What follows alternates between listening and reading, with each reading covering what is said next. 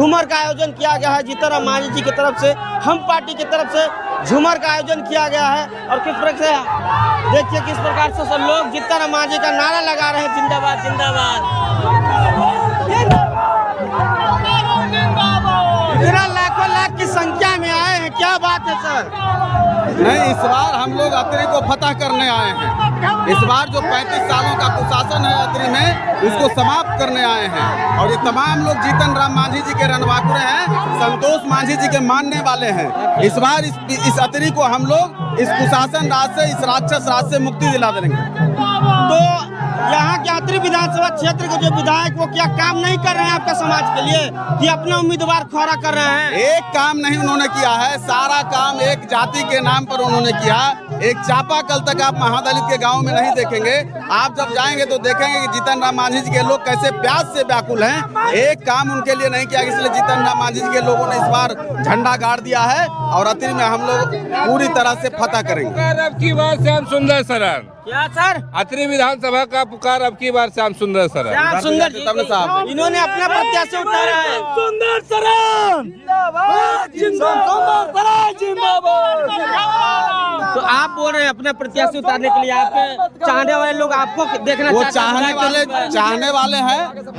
हम हमारे नेता जो आदेश करेंगे, जिसको उतारेंगे वही चुनाव लड़ेगा। इस बार क्या प्रस्ताव लेके आए हैं पब्लिक के लिए? जब आपके पब्लिक के लिए विकास होगा, जीतन राम मांझी जो विकास काम कर रहे हैं उसको और हम लोग अतरी में उतारने का काम करेंगे। तो प्रस्ताव क्या लेके आए हैं? जनता के लिए क्या आप करने वाले हैं? जो आपके जनता के तमाम दुश्वारियों को दूर करेंगे, चाहे उनका पानी का समस्या हो, चाहे उनकी शिक्षा की समस्या हो, चाहे बेरोजगारी की समस्या हो, तमाम चीजों पर हम लोग काम करेंगे। एक एक चीज को हम लोग दुरुस्त करने का काम करेंगे। क्या जरूरत हो गई कि झूमर रखने की आवश्यकता पड़ गई? नहीं, ये तो कल्चरल प्रोग्राम है ना। ये जीतन राम मांझी जी के जितने मानने वाले लोग हैं, या उनके कह लीजिए कि उनकी जो बिरादरी है, वो सारे लोग जुटे हैं। ये कोई किसी का खास का प्रोग्राम नहीं है, ये जीतन राम मांझी जी के चाहने वालों का प्रोग्राम है।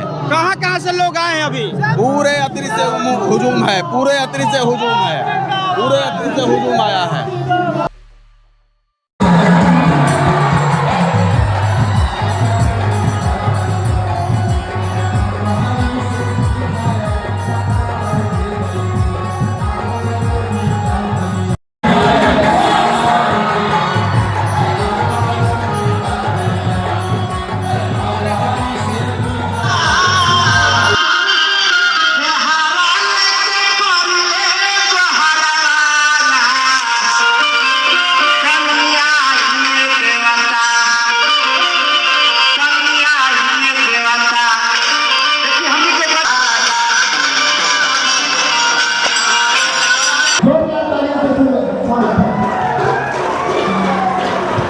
आपस में किसी को लगाती नहीं करें, इधर शांति बनाकर काज को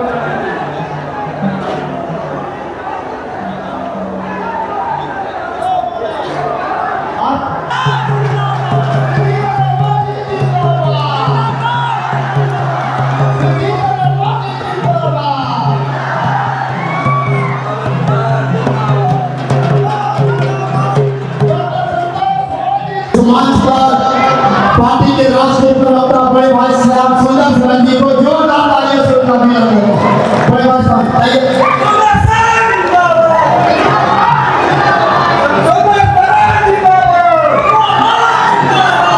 हमारे साथ हम पार्टी से राष्ट्रीय प्रवक्ता श्याम सुंदर सरन जी हैं बात करने के लिए। बहुत बहुत स्वागत है सर हमारे चैनल में। सर बहुत बहुत धन्यवाद। तो ये प्रोग्राम रखने का कारण क्या है? ये प्रोग्राम तो मैंने कहा ना कि मांझी साहब के जो लोग हैं, और ख़ास करके ये जो जितने लोग जुटे हुए थे, जीतन राम मांझी जी के कुल के लोग थे। मांझी समुदाय का जो झूमर का पहले भी आप लोगों ने देखा होगा, हालांकि हो सकता है आप उतना नहीं देख पाए होंगे, आपके पूर्वजों ने देखा होगा, बताया देखे हम छोटा थे तो देखे। जितिया के बाद लगातार 15 दिनों तक हर मोहल्ले में, हर टोलों में झूमर का कार्यक्रम लगातार होता था।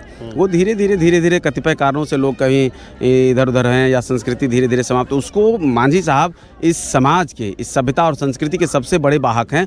उन्होंने इस समाज और संस्कृति को बचाने का जिम्मा लिया हुआ है। देश और दुनिया में इस समुदाय को उन्होंने पहुंचाने का काम किया। आज उनकी संस्कृति को भी वो बचाने का काम कर रहे हैं, उसको जीने का काम कर रहे हैं, लोगों को बुलाकर उसके बारे में बताने का काम कर रहे हैं। उनके जो पूर्वज, उनकी जो संस्कृति रही है, उससे जोड़ने का काम कर रहे हैं। ये पूरा कार्यक्रम उसी को लेकर के था। अच्छा, मांझी जी बोल रहे थे कि हमको एनडीए से 20 सीट चाहिए, 20 गो सीट चाहिए। कितना सीट अभी मिला या फाइनल हुआ अथवा नहीं हुआ? अभी तो हुआ नहीं है। और ये मांझी साहब आज नहीं बोल रहे हैं। 20 सीट तो हम एनडीए में लड़े भी हैं 2015 में। तो मांझी साहब वही बात कर रहे हैं। देखिए, संख्या बल तो चाहिए राजनीति में, लोकतंत्र में। आपके पास जिसका जितना बड़ा आकार होगा उसको उतनी बड़ी भूमिका मिलती है, उसकी उतनी बात सुनी जाती है। ये बात वो बोलते हैं। दलितों के सबसे बड़े मसीहा हैं, अभी देश के सबसे बड़े नेता हैं दलितों के, वो उसके सबसे बड़े चिंतक हैं, उसके हितकर हैं। तो वो चाहते हैं कि समाज की आवाज़ को और दूर तक ले जाया जाए, उनकी सारी बातों को, उनकी सारी समस्याओं को दूर किया जाए। इसके लिए उनको ताकत चाहिए, तो ताकत तो वहीं से मिलेगी। ताकत वो चाहते हैं, जहाँ हैं वहाँ से चाहते हैं। इसमें कहाँ कोई दुख। तो जीतन राम मांझी जी का झंडा बरदार होगा। मैंने कभी नहीं कहा कि मैं उनका प्रत्याशी हूँ। मैंने कहा कि मैं उनका काम कर रहा हूँ, मैं उनकी बातों को लेकर के आया हूँ। और मैं आज नहीं आया हूँ, मैं लगभग 1 साल से इस क्षेत्र में काम कर रहा हूँ। आप लोगों से पूछ सकते हैं। 6 महीना से ज़्यादा से हम गांव-गांव में घूम रहे हैं। तो हम मांझी साहब का झंडा लेकर घूम रहे हैं। और हमने हर जगह कहा कि मांझी साहब के झंडा को थाम लो। मांझी साहब ऐसे नेता हैं जो मुख्यमंत्री की कुर्सी के लोभ को भी छोड़ देने वाले हैं। अच्छा, इसलिए जिसको जीतन राम मांझी जी का, संतोष मांझी जी का आशीर्वाद मिलेगा वही ना अर्जुन होगा। जिसको मिल जाएगा वही जीतेगा। अतरी में जीतन मांझी जी का झंडा और डंडा जो लेकर आएगा वो इस बार अतरी का विजेता बनेगा। अतरी का स्थिति अभी क्या है कि आप अपना प्रत्याशी उतारना चाहते हैं? अतरी की स्थिति बहुत भयानक है।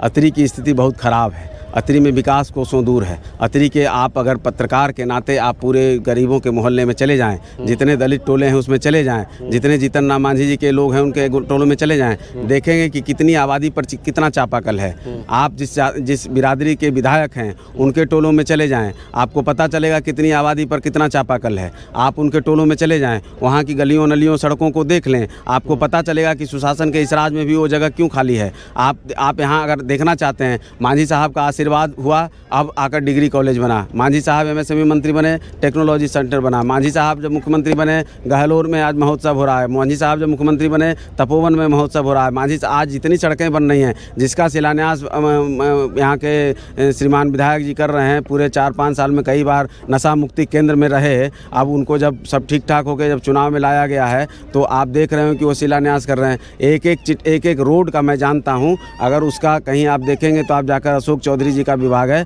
पूछ लीजिए उसका चिट्ठी यहाँ से किसने भेजा, किसने उसका यहाँ से लोगों के कहने पर अनुशंसित करके भेजा।